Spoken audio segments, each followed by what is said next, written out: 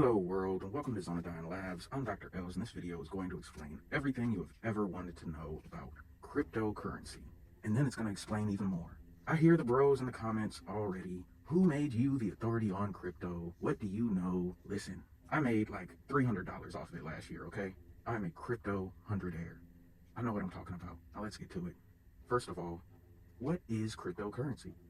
Quite simply, it's taking your real money and investing it into a digital currency of a new value that is stored online and encrypted in a blockchain. That sounds like a bunch of weird words that don't make sense. Don't worry. Imagine you have a book. In this book is every transaction that has ever happened for that crypto coin, and nobody can change what's in it.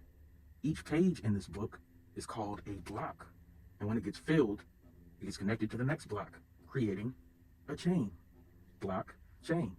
Now, adding new blocks to the chain requires a lot of processing power for computers to solve and calculate some extremely complex math equations to secure the encryption of the chain. This process is called mining. Those who are able to add new blocks to the chain are rewarded with a little bit of the coin.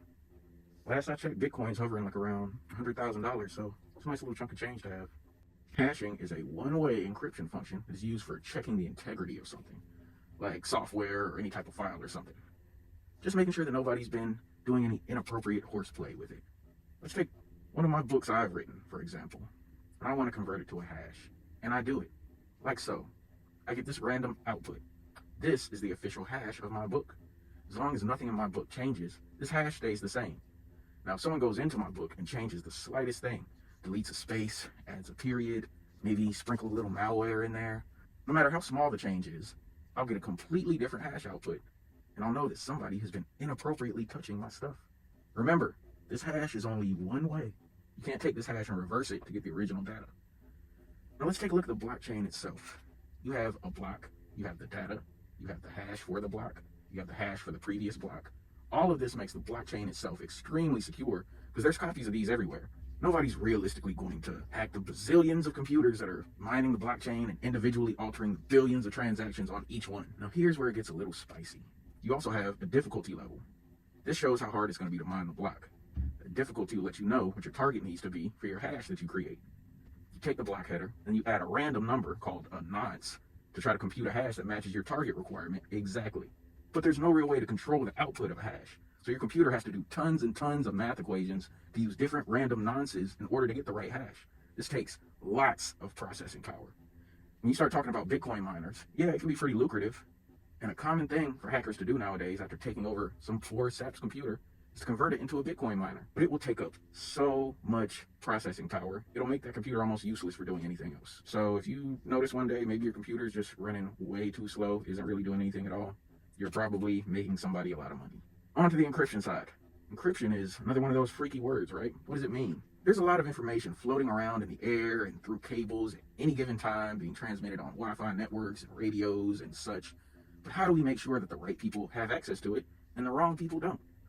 Encryption. Most of the time, when you're sending information to another network, it's traveling through the cruel and unforgiving world and exposed to anyone who wants to pull it out of thin air and take a look at what you're doing.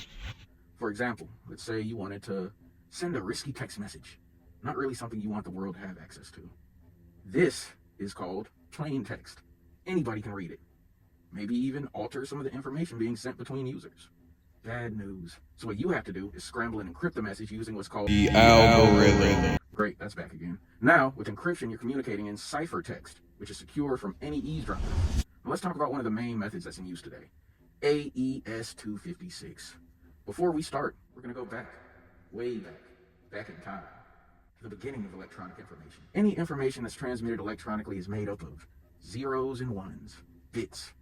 8 bits is a byte. 1,000 bytes is a kilobyte. 1,000 kilobytes is a megabyte. 1,000 megabytes is a gigabyte. 1,000 gigabytes is a terabyte. The list goes on and on and on. In AES, whatever information is encrypted is broken down into blocks of 16 bytes each. These blocks go through 14 rounds, getting shuffled all over the place in different rows and columns to turn it into complete gibberish. This gibberish is what we want. It's called ciphertext. It can only be returned to plain text by undoing all of that encryption with the secret key created for it that the receiving party will have. In AES-256, that key will be 256 bits long. Your random hacker pulling this out of the air is not going to be able to unscramble this and read the plain text. You're all secure and ready to fire it on out. That's encryption.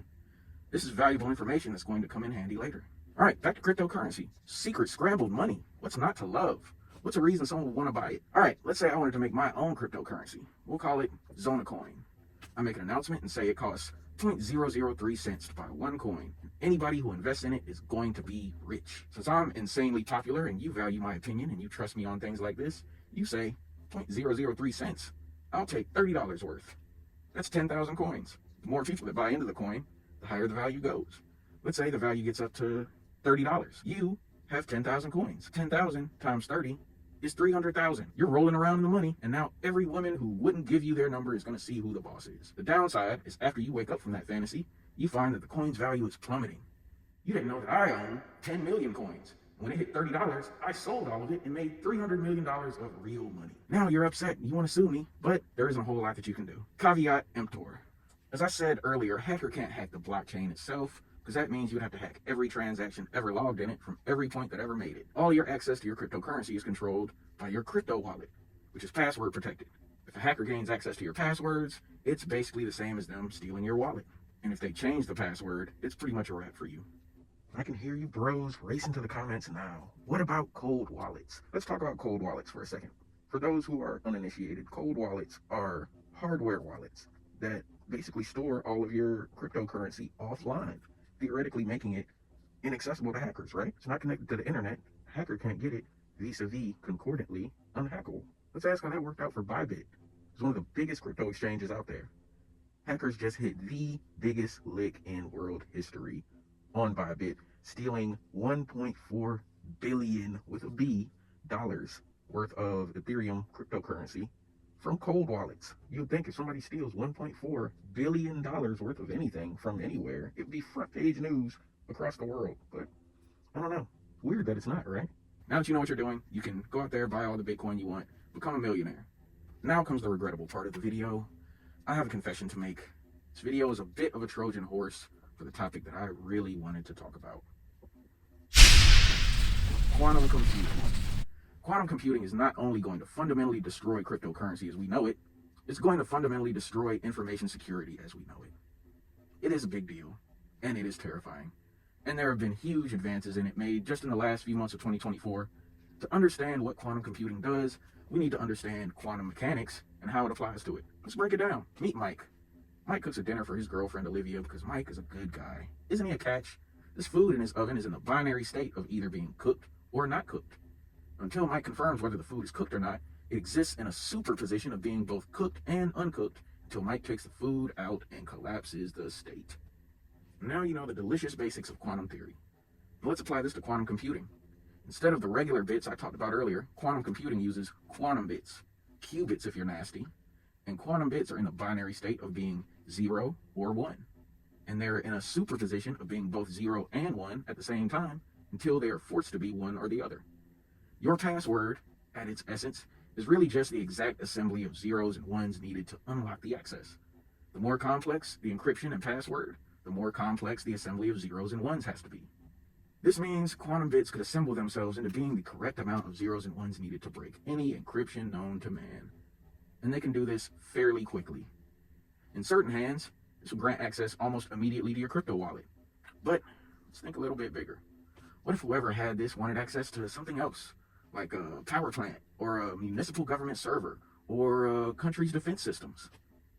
We're going to break this down. We're going to set the meter to 2,000 qubits. Once it gets to 2,000 qubits, it's bye-bye Bitcoin. There's a whole new arms race happening right now for complete quantum supremacy.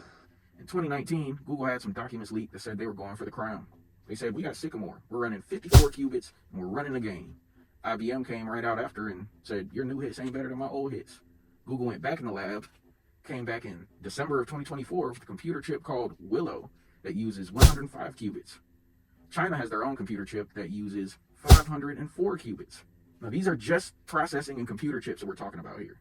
As far as the quantum supercomputers go, Atom Computing has a prototype that has 1,180 qubits. IBM is strong out here with their Condor unit. It's over 1,000 qubits too. As far as we know, China is building their model from the ground up. 504 qubit processor first, and making the biggest, wildest quantum supercomputer the world has ever seen. So we aren't getting any real numbers from them yet. But they have released some research papers showing that they are this close to breaking RSA and AES encryptions, which are pretty much what every secure government and institution is using. Is anybody else getting hot in here? Oof. Some people will tell you not to worry though. The CEO in the video was pretty confident a while back, talking pretty recklessly about quantum computing, downplaying its impact, and that caused quantum stocks to take quite a significant hit. But that karma came back around when China released their new open source AI model, DeepSeek, which caused NVIDIA to take the biggest stock crash in US history. $600 billion in one day. Shame. I know, this is pretty terrifying stuff. So what is anybody doing to stop any of this? This has created a new upstart field called post-quantum cryptography. Scientists are utilizing quantum bits in ways they've never been used before to strengthen cryptography and security itself, and ideally make it completely impenetrable. NIST, the government organization responsible for putting together our cyber playbook, is hard at work on some post-quantum cryptography ciphers as we speak. The BB84 algorithm uses quantum states to register keys and can ideally protect against any eavesdroppers. It's a brave new world we're entering. So now it's basically a race to see who can make it to the finish line first, quantum hacking or quantum cryptography. I hope you guys aren't going to sleep out here yet, because new advancements in the quantum field are happening every day. That's it for this video. Until next time, like, subscribe, and most importantly, stay alive.